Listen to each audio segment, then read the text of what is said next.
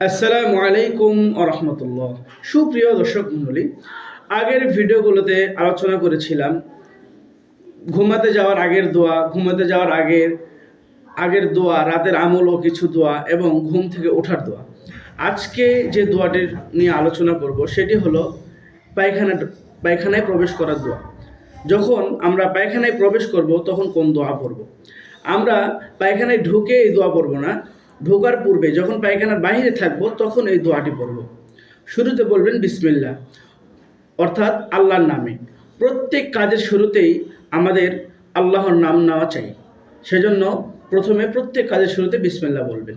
তারপরে বলবেন আল্লাহুম্মা ইন্নী আউযু বিকা মিনাল খুবুসি ওয়াল খাবাইস, অর্থাৎ হে আল্লাহ, আমি আপনার নিকট অপবিত্র নরজিন ও নারী জিন থেকে আশ্রয় চাই। এ হাদিসটি বর্ণনা করা হয়েছে বুখারী শরীফের 142 নম্বর হাদিস এবং মুসলিম শরীফের 375 নম্বর হাদিস এবং তিরমিজি শরীফের 606 নম্বর হাদিস।